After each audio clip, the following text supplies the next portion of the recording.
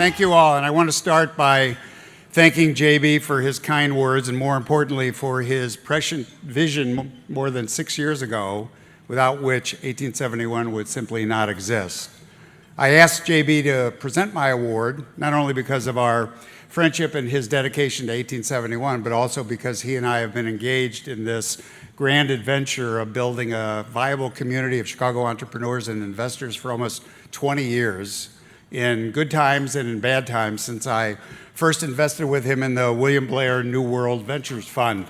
This was right before what JB calls the nuclear winter, so our timing was excellent. But we made it through those times, and he never lost his passion or gave up on the dream. And his initial support and his enthusiastic and continuing commitment to 1871, along with the help of countless others, being recognized here tonight like our chairman, Jim O'Connor, have brought us to this time and to this special occasion, the 10th annual Momentum Awards dinner, where we recognize the city's best and brightest businesses. I'm pleased that Governor Pat Quinn is also here with us tonight, and as we ex-lawyers love to say, but for his foresight and financial backing, 1871 would never have been built, and we wouldn't be here celebrating its extraordinary success. Ram may take a lot of the credit, but Pat gave us the cash, okay? All right. So speaking of celebrating, I couldn't be prouder of our awardees and nominees tonight. I'm honored to be in their company, and I think that this may be the strongest and most impressive group of companies that we've ever assembled.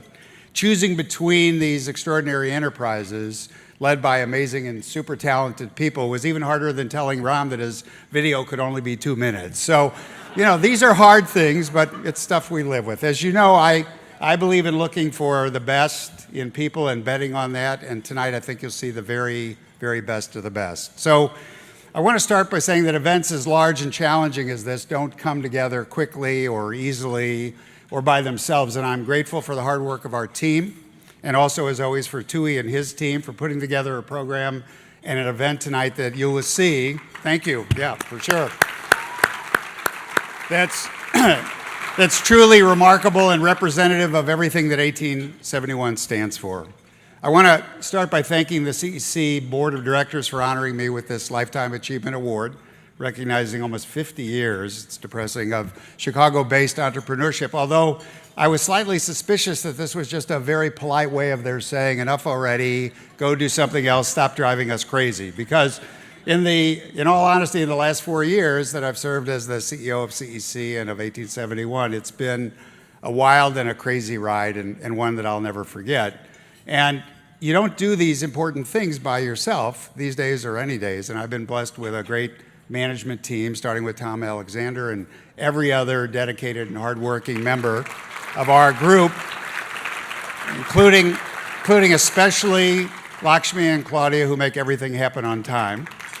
And we've also had terrific partners like Phyllis Lockett and Omar Duque and Todd Connor, and they have helped us broaden and strengthen the educational offerings at 1871. We made the room, but they helped to make the difference. And so together, we have all put Chicago on the world stage and welcomed visitors from around the globe.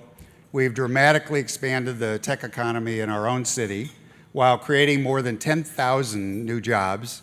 We've welcomed thousands of new entrepreneurs of all ages to the expanding ecosystem, and we worked long and hard on our diversity and our inclusion efforts as well to make 1871 really look and feel like our entire city.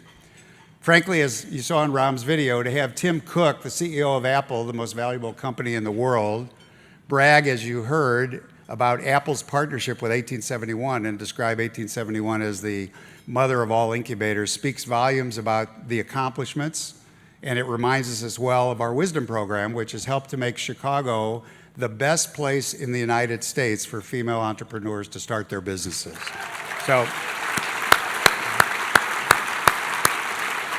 I want to also thank my wife and my daughters. I've said this before, but this is something that should really be tattooed on the forehead of every entrepreneur.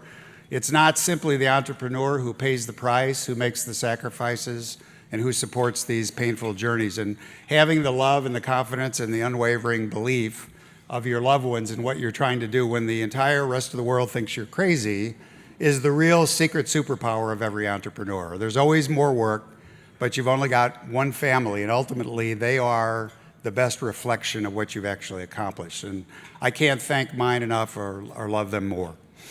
And for sure. And while 1871 has already tripled in size and continues to grow with help from folks like our good friends at Bosch, and thanks in large part to the efforts of our partners at Gensler and Steelcase and Skender Construction, who were ably directed by Barbara Pollock, I'm also very, very proud of the important ways that we're expanding our reach and our impact beyond the four walls of 1871. Our Eagle Entrepreneurs class for ninth graders at the Dyett High School for the Arts, now in its second year, is already showing concrete results, improved engagements, and improved academics as well. And working with our latest grant from the Blackstone Charitable Foundation and WBC, we've begun implementing our 1871 Live program, which digitally delivers some of our extraordinary content and programming to entrepreneurial organizations and entities located in other underserved parts of the city. And lastly, partnering with 1871 startup EX3 Labs, we're deploying immersive labs and AR and VR technologies to various Chicago public schools to provide those students with early access and exposure to these critical new technologies, really important. And these are funded in part by our corporate partners and sponsors through innovative programs developed by Lakshmi and her team and our business development and strategic partnering group. And as I think about leaving 1871 in terms of the day-to-day operations, and as I consider where we stand today and what I hope the future will look like for 1871 and for our city, I'm extremely proud of what we built, but I'm also a little wary because while imitation may be the sincerest form of flattery, too much of a good thing is hard even for the most robust economy to digest. So we've obtained a tremendous amount of critical mass at 1871. Going forward, we need to be careful that we don't dilute the value of what we've accomplished and try to serve too many masters. Frankly, having a WeWork in every ward is just a sort of a knee-jerk reaction to the flavor of the week. 1871, on the other hand, was built to last. And so you can try to be the best that you can be. We do that every day, but you can't be all things to all people. And I've done many memorable things in my career, and I'm proud to say that I still have more sort of plans and dreams than memories or regrets. But if I had to single out one most important accomplishment of my time at 1871, the thing that I'm proudest of is that I've been the loudest, fiercest, and most aggressive advocate and champion for this precious place that I could possibly be.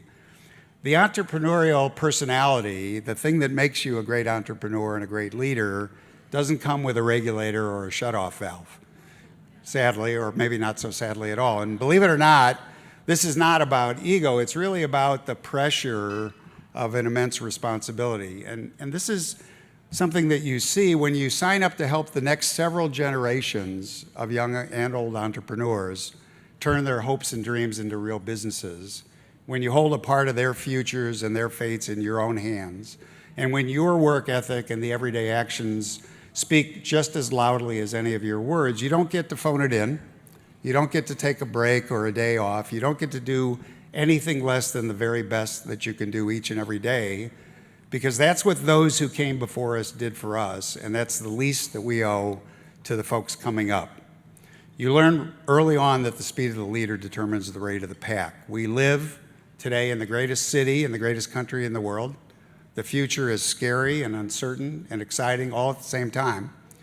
But together, we can continue to invent it, to aggressively build and change it, and to make it better, because that's what entrepreneurs do. They make all the difference in the world. So I want to thank you very much for this honor, and I've been told to drop this microphone. So here we go. HAT out. Thank you.